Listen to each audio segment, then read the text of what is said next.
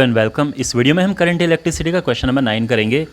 तो यहाँ पे एक अरेंजमेंट आप देख सकते हैं अपने सामने और हर एक ब्रांच पे हमें करंट बताना है। सबसे पहले हमें ये पता करना है कि क्या ये बैलेंस्ड है, ये जो ब्रिज बना हुआ है क्या ये बैलेंस्ड है या नहीं है। तो ये चेक करेंगे, क्योंकि अगर ये बैलेंस होगा तो फिर इसमें कुछ अलग ही रूल लगेंगे, अगर बैलेंस नहीं है तो फिर किरचॉफ लॉ यूज़ होगा।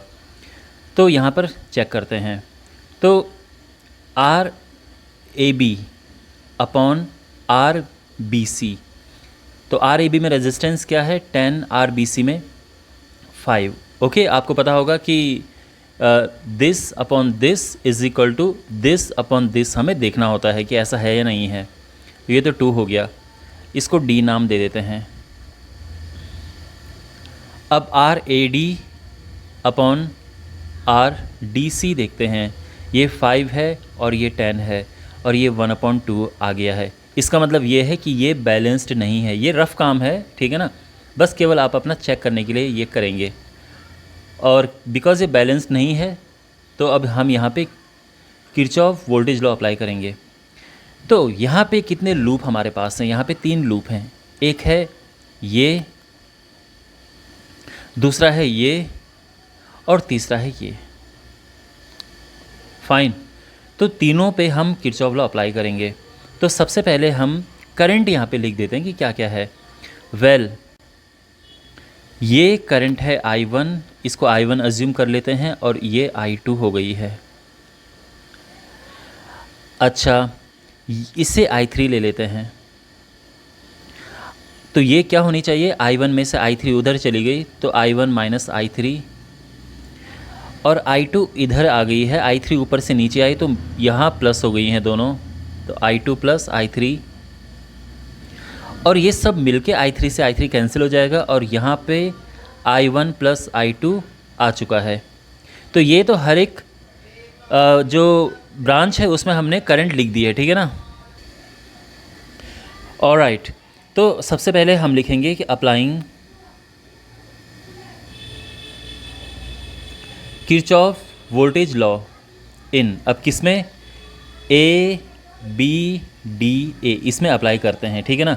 तो यहाँ पर ये डायरेक्शन हम लेंगे, ये वाली। आई होप आपको अप्लाई करना आता होगा किरचॉफ्स वोल्टेज लॉ। तो ये हम अप्लाई करेंगे तो क्या होगा, 10I1 plus 5I3 minus 5I2 is equal to 0। देखो बहुत सारे स्टूडेंट्स क्या फॉलो करते हैं, 2 तरीके से आप इसको अप्लाई कर सकते हैं। कुछ फॉलो करते हैं sum of all the EMFs is equal to sum of all the I into R's, और कुछ लोग अप्लाई करते हैं कि sum of all the voltage drop is equal to 0। तो दोनों ही अप्लाई करने के तरीके हैं, ठीक है ना। तो कुछ स्टूडेंट्स हैं वो अगर sum of all the voltage drop is 0 तो फिर यहाँ पे नेगेटिव साइन लगाते हैं। तो कोई भी आप अप्लाई कर सकते हैं और मैं उम्मीद करता हूँ कि आपको अप्लाई करना आता होगा किरचॉफ्स वोल्टेज लॉ। 2I1 मैं 5 से यहाँ पे डिवाइड कर रहा हूँ, ठीक है, ताकि ये थोड़ा सा सिंप्लीफाइड इक्वेशन बन जाए। ओके, इसके बाद हम अप्लाई करेंगे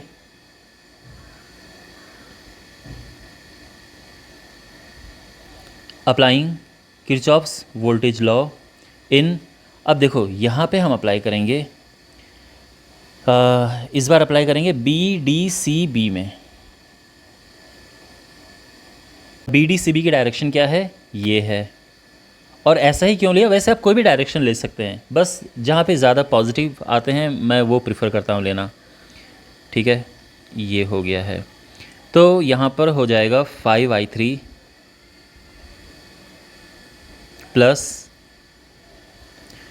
10I2 plus I3 minus 5I1 minus I3 is equal to 0। और ये हो जाएगा 5I3 plus 10I2 plus 10I3 minus 5I1 plus 5I3 is equal to 0। और ये हो गया -5I1, I2 है यहाँ पे 10, और I3 है 20। अब फिर हम यहाँ से 5 से डिवाइड करेंगे तो -I1 plus 2I2 plus 4I3 is equal to 0। Understand.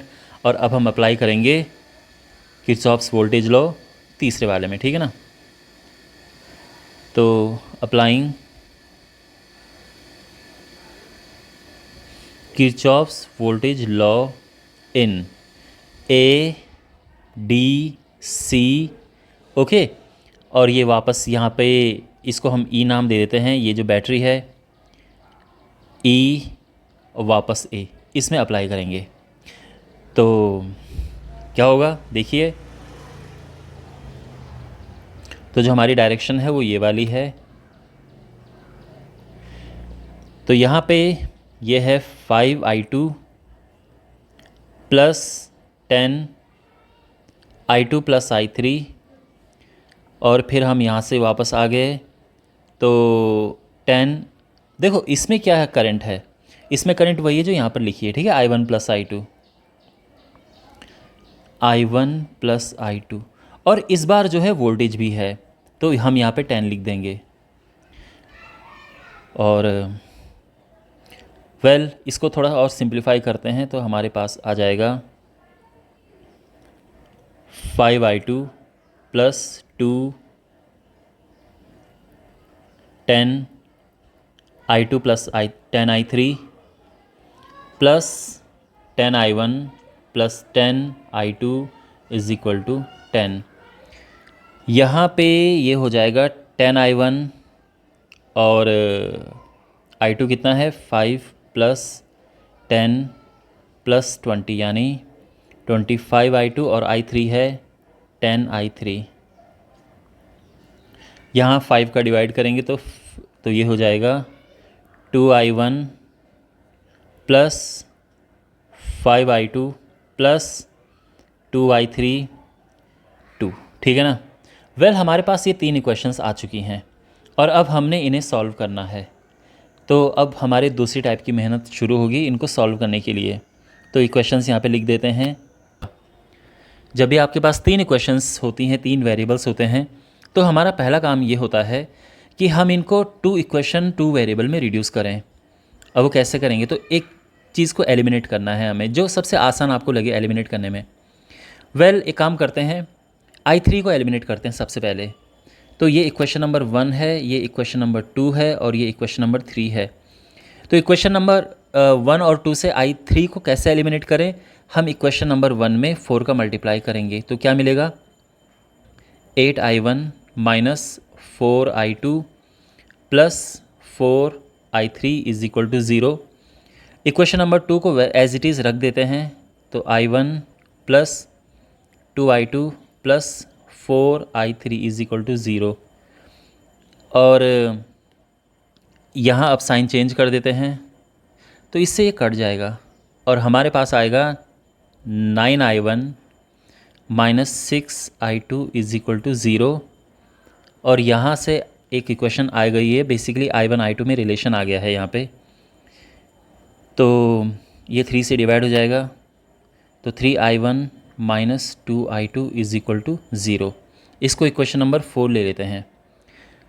अच्छा अब हम क्या करेंगे, इक्वेशन नंबर 2 और 3 इन दोनों इक्वेशन से हम फिर से एलिमिनेट करेंगे किसे, I3 को।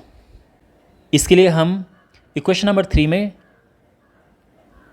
2 से मल्टीप्लाई करेंगे क्योंकि फिर वो 4 हो जाएगा।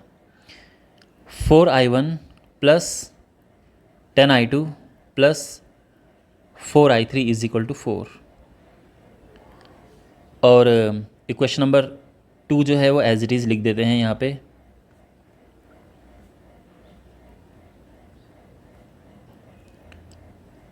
साइन चेंज करेंगे हम और ये कट गया तो ये हो जाएगा 5I1 plus 8I2 is equal to 4।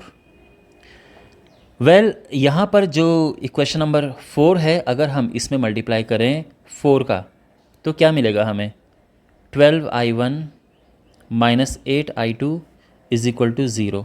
और यहाँ इनको प्लस करने से क्या होगा, इससे कट जाएगा और ये आएगा 17I1 इज इक्वल टू 4 और इससे I1 आ जाएगा 4/17 एम्पियर। ठीक है, अब इस वैल्यू को हम पुट करेंगे इक्वेशन नंबर 4 में। तो यहाँ पर देखो 3 इंटू I1 की जगह पे 4/17 माइनस 2I2, तो 2I2 राइट हैंड साइड में जाएगा, आई मीन ये है, ठीक है ना। तो 2I2 राइट हैंड साइड में जाएगा तो क्या होगा, ये है 12/17 और I2 हो जाएगा 6/17, ठीक है, एम्पियर। अब इन दोनों की वैल्यू को हम पुट करेंगे किसी भी एक इक्वेशन में, इक्वेशन नंबर 1 में पुट कर देते हैं, ठीक है। 2I1 minus I2 plus I3, तो 2I1 minus I2 plus I3 is equal to 0 है। तो यहाँ पुट करते हैं 2I1 minus I2 plus I3, तो ये हो जाएगा 8/17 minus 6/17 plus I3 is equal to 0, 2/17 plus I3 is equal to 0 और I3 आ गया माइनस 2/17। अब आप सोचोगे सर करंट नेगेटिव कैसे आ गई, तो इसका मतलब ये है कि जो हमने डायरेक्शन शुरू की I3 नीचे की तरफ अज्यूम की थी वो एक्चुअल में करंट ऊपर की तरफ जा रही थी, ठीक है ना। तो आप करंट किसी भी डायरेक्शन में ले सकते हैं, अगर हमने उल्टी डायरेक्शन में ले ली तो अपने आप ही आंसर नेगेटिव में आ जाएगा, तो ये गलत नहीं होगा। वेल, अब हम हर एक ब्रांच में करंट फाइंड करते हैं। तो सबसे पहले हमारे पास करंट इन AB, तो AB में करंट क्या थी हमारी, I1 करंट थी, ठीक है ना। तो ये यहाँ पर फिगर है, तो AB में करंट हमारी I1 थी और ये है हमारा I1 क्या आया है, I1 हमारा है 4/17 एम्पियर, ठीक है ना। I1 इज़ 4/17, I2 ये है। जो AD है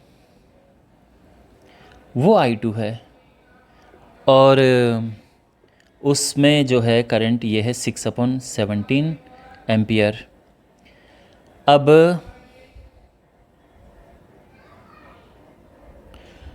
यहाँ पर अब जो I3 है वो BD ब्रांच में है, तो BD जो है ये I3 है और ये माइनस 2/17 है, तो इसका मतलब जो करंट की डायरेक्शन है वो एक्चुअल में D to B है। और इसके बाद अगर हम देखें BC में, तो BC में करंट I1 माइनस I3 है, I1 माइनस I3,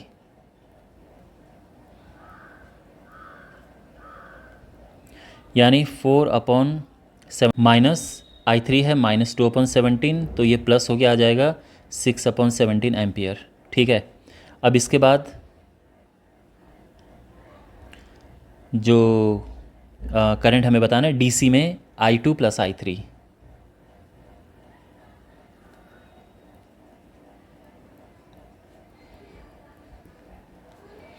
(6/17 माइनस 2/17) तो 4/17 एम्पियर आ जाएगा, ठीक है।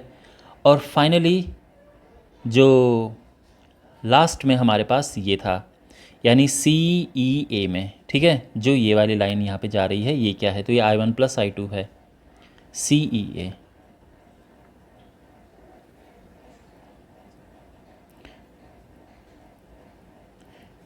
I1 प्लस I2, तो I1 है 4/17 और ये है 6/17, तो टोटल हो जाएगा 10/17 एम्पियर।